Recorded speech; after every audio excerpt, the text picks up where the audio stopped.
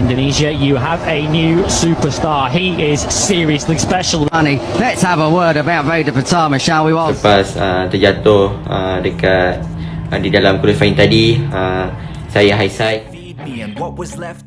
Veda Ega Pratama membuat manajer Aoyama terkesima. Pengakuan sahabat Veda, Brian Uriarte, yang harus start di baris atau row kelima. Pengakuan Hakim Danis setelah terjatuh dan start ke-25 kualifikasi.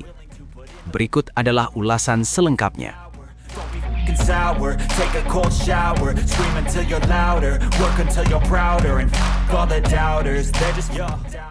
Ya, atmosfer panas kualifikasi Moto3 Amerika benar-benar menghadirkan cerita yang tidak terduga. Di tengah persaingan ketat para pembalap muda dunia, Veda Ega Pratama justru mencuri perhatian, bukan hanya dari penonton, tetapi juga dari dalam timnya sendiri.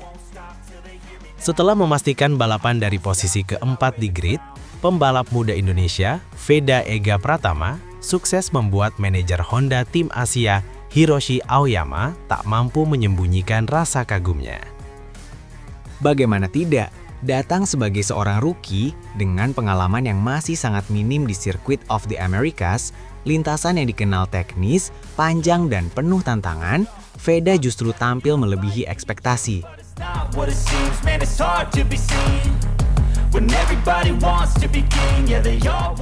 Sebelum sesi kualifikasi dimulai, tanda-tanda kejutan dari Veda Pratama sebenarnya tidak terlihat.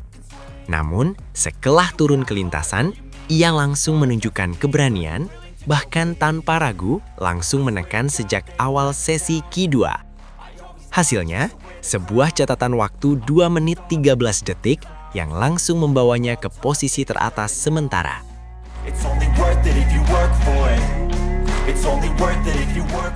Namun tentu saja, persaingan di Moto3 tidak pernah sederhana. Tak butuh waktu lama hingga posisinya digeser oleh 4 pembalap lain yang mencatatkan waktu lebih cepat. Tapi disitulah mental Veda benar-benar diuji. Alih-alih tertekan, ia justru merespons dengan cara terbaik, meningkatkan performa. Pada percobaan berikutnya, Veda kembali melesat.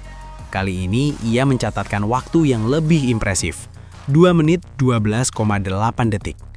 Catatan tersebut sempat mengangkatnya ke posisi kedua dan membuat suasana di lintasan berubah. Satu persatu, orang mulai menyadari, ini bukan kebetulan. Ini adalah talenta. Seorang rookie asal Indonesia yang benar-benar berani menantang barisan depan. Posisi kedua itu bahkan sempat bertahan cukup lama. Persaingan di Moto3 terus bergerak dinamis. Beberapa pembalap lain berhasil memperbaiki waktu mereka, termasuk yang kemudian menggeser Veda dari posisi tersebut. Meski begitu, Veda belum selesai. Di percobaan terakhirnya, ia kembali melaju dengan determinasi tinggi. Semua sektor menunjukkan potensi peningkatan. Bahkan, peluang untuk menembus 3 besar terbuka lebar. Hanya sayang, harapan itu harus terhenti oleh satu detail kecil yang sangat krusial dalam dunia balap modern, track limit. Putaran tersebut dinyatakan tidak sah karena melewati batas lintasan. Akhirnya, Veda harus puas mengamankan posisi keempat di grid. Sebuah hasil yang mungkin bagi sebagian orang terlihat biasa saja. Namun jika melihat konteksnya, ini adalah sesuatu yang luar biasa. Seorang rookie di sirkuit yang baru ia pelajari dalam hitungan hari, melawan pembalap-pembalap yang sudah lebih berpengalaman dan tetap mampu berdiri di barisan depan. Tidak heran jika Hiroshi Aoyama memberikan apresiasi tinggi atas pencapaian tersebut. Dalam pernyataannya, Aoyama awalnya menyoroti bagaimana kedua pembalap Honda Tim Asia, Veda Ega Pratama dan Zen Mitani, menunjukkan perkembangan yang signifikan sepanjang hari. Ia menjelaskan bahwa sesi pagi menjadi momen penting bagi keduanya untuk membangun feeling terhadap sirkuit yang memang tidak mudah dipahami. Dan hasilnya terlihat jelas, keduanya mampu memanfaatkan setiap sesi dengan maksimal. Hari ini kedua pembalap membuat kemajuan yang sangat baik. Di pagi hari, keduanya meningkatkan feeling mereka dengan trek dan mempelajari lebih lanjut tentang cara mengendarai sirkuit ini. Yang sangat penting, karena ini bukan tempat yang mudah dipahami. Kita bisa melihat sejak awal hari kalau keduanya membuat kemajuan dan menggunakan sesi dengan baik, ucap Aoyama.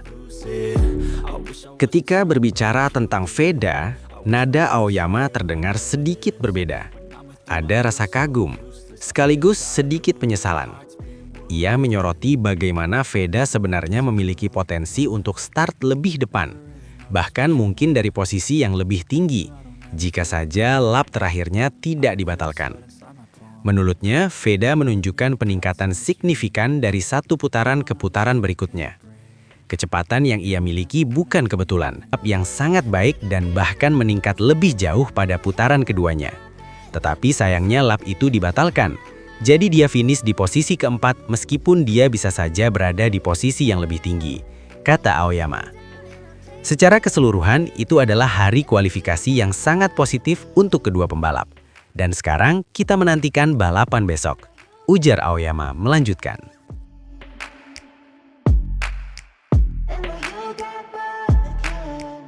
Di sisi lain, pembalap Malaysia Hakim Danish akhirnya angkat bicara usai mengalami insiden jatuh saat sesi kualifikasi Moto3 Amerika 2026 di Circuit of the Americas. Kecelakaan itu terjadi di Q1, tepatnya di sektor akhir. Saat mencoba menghindari pelanggaran track limit menjelang garis finish, Hakim melakukan pengereman mendadak yang membuat motornya kehilangan kendali dan terjatuh. Meski sempat terbanting, ia beruntung bisa bangkit dan segera menepi dari lintasan. Akibat insiden tersebut, Hakim harus puas memulai balapan dari posisi ke-25, sebuah tantangan besar untuknya di hari lomba. Meski begitu, pembalap 18 tahun itu tetap menunjukkan mental kuat. Ia menegaskan akan tetap fokus dan termotivasi, siap berjuang maksimal meski harus memulai dari barisan belakang. Tetap fokus dan termotivasi. Sayangnya saya jatuh sebelum menetapkan waktu lap terbaik. Saya akan memulai balapan dari P25 di grid, siap untuk melawan, kata Hakim Danish. Sementara itu, pembalap muda Spanyol Brian Uriarte menunjukkan semangat pantang menyerah jelang balapan Moto3 Amerika 2026. Bersama tim Red Bull KTM Aijo, ia terus membangun performanya secara bertahap, selangkah demi selangkah tanpa terburu-buru. Meski belum berada di posisi terdepan, Uriarte justru melihat ini sebagai bagian penting dari proses. Start dari posisi ke-14 bukanlah akhir, melainkan titik awal untuk membuktikan perkembangan yang sudah ia bangun bersama timnya. Dengan tekad kuat, pembalap muda ini menatap balapan dengan penuh keyakinan. Targetnya jelas, bangkit, tampil lebih kompetitif, dan memaksimalkan setiap peluang yang ada di lintasan. Membuat kemajuan selangkah demi selangkah bersama tim Red Bull KTM Aijo. Besok saya akan mulai dari P14 dengan tujuan untuk bangkit dan terus belajar untuk apa yang ada di depan, kata Uriarte. Hai, Assalamualaikum semua. Sedikit update daripada saya. Selepas terjatuh dekat di dalam qualifying tadi, saya high side, tetapi saya okey, tak ada apa kecederaan. Untuk besok saya akan start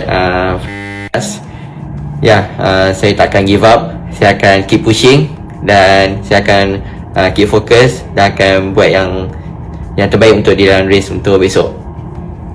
Bye, Assalamualaikum.